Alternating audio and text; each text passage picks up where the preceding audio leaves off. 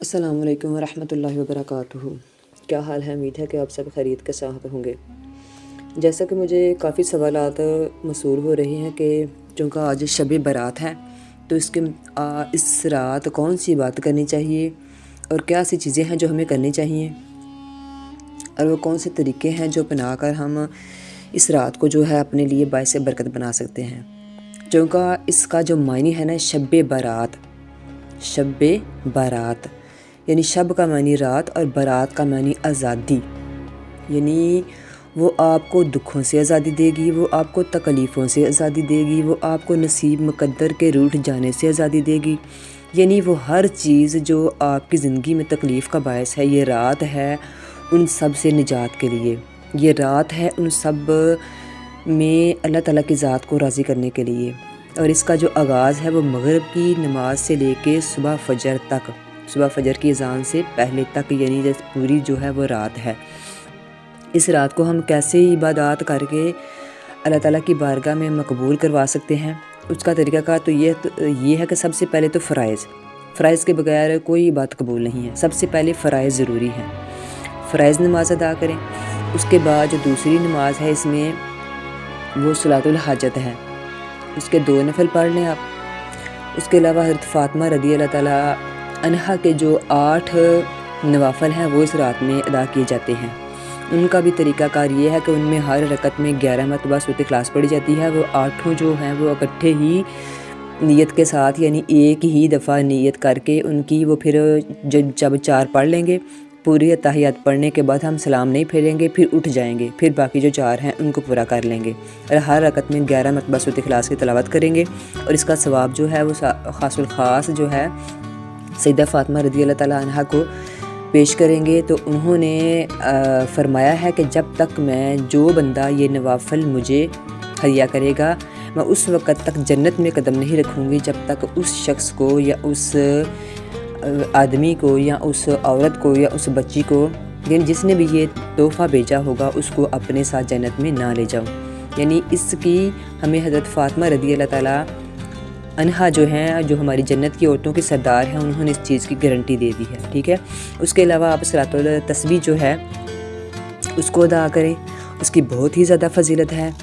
اس کے علاوہ آپ جتنے نوافل چاہیں پڑھیں، ٹھیک ہے۔ دوسرا ایک بات جو ضروری ہے، ہم نوافل پڑھیں، ہم عبادات کریں، ہم ساری چیزیں کریں، لیکن ہمارا دھیان جو ہے، ہماری توجہ جو ہے، ہماری دل جو ہے، ہماری روح جو ہے وہ رب کے سامنے جھکے نہ، تو ان سب کا فائدہ کوئی نہیں۔ ان سب کے کرنے سے حاصل کچھ نہیں ہوگا۔ صرف کیا ہے، اپنے دلوں کو اپنے رب کے حضور جھکا دیں، اپنی روحوں کو اپنے رب کے سامنے سجدہ ریز کریں۔ اپنے دلوں کو، جب وہ دل سے چیز نکلتی ہے نا، کہتے ہیں نا کہ وہ 1000 سجدے تیرے ایک سجدے پہ بھاری ہو جائیں گے۔ وہ 1000 سجدے جو تم نے غفلت میں بے دھیانی میں کیے ہوں گے، تیرا ایک سجدہ، تیرا ایک رب کے سامنے ایک لمحہ جو ہے وہ جھکنا جو ہے وہ ان سب پہ بھاری ہوگا، کیونکہ میرے رب کو ہماری عبادات کی ضرورت نہیں ہے۔ رب کی عبادات کے لیے تو رب کے فرشتے ہی کافی ہیں۔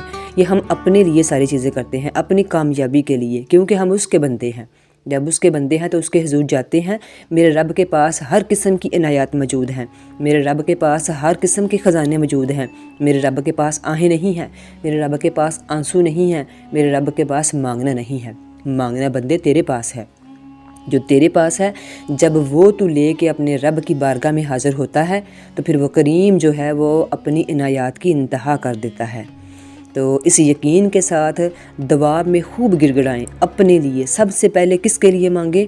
اپنی امت کے لیے، اپنے پیاروں کے لیے، کیونکہ میرا رب ہر چیز کی، اپنے بندوں کی، ہر بندے کو دیتا ہے۔ تو جب ہم اپنے لیے نہیں دوسروں کے لیے مانگتے ہیں تو میرا رب کہتا ہے کہ یہ تو صفت میری ہے، یہ تو میں عنایات کرتا ہوں، تو یہ میرا بندہ ہو کے اپنے لیے نہیں مانگ رہا، دوسروں کے لیے مانگ رہا ہے، تو پھر کیا کرتا ہے؟ سب سے پہلے اس کو عنایت کرتا ہے، پھر اس کے بعد جس کے لیے مانگا گیا ہوتا ہے اس کو بھی دے دیتا ہے، اس کو بھی عنایت کر دیتا ہے۔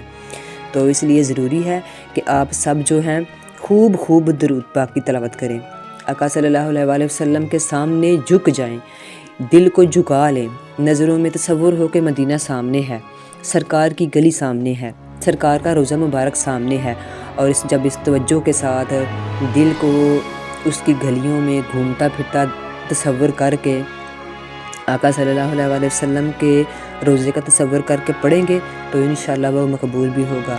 آقا صلی اللہ علیہ وسلم کے روزے کے سامنے گنبد خضرا کا تصور کریں اور دل کی حضوری کے ساتھ درود پاک کا نذرانہ پیش کرتے رہیں۔ 100 دفعہ پیش کریں، 1000 دفعہ پیش کریں، 10,000 دفعہ پیش کریں، وہ تو جتنا بھی اس کی بارگاہ میں پیش کیا جائے وہ کم ہے۔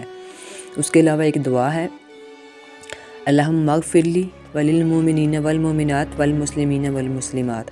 یہ چھوٹی سی دعا ہے، آپ اس کو 27 مرتبہ لازمی پڑھیے گا۔ آج کی شب میں اس کو 27 مرتبہ لازمی پڑھیے گا، اس کی بھی بہت زیادہ ہی فضیلت ہے۔ تو اس کے علاوہ آپ فرائض کے علاوہ جو بھی نوافل پڑھنا چاہیں آپ پڑھ سکتے ہیں، اس میں کسی قسم کی پابندی نہیں ہے۔ دوسرا، اس میں صرف چند لمحے، صرف چند گھڑیاں جو ہے نا اپنے رب کے ساتھ اپنے دل کو جوڑ کے بس اس سے جو مانگیں گے وہ رب کی ذات عنایت کر دیتی ہے۔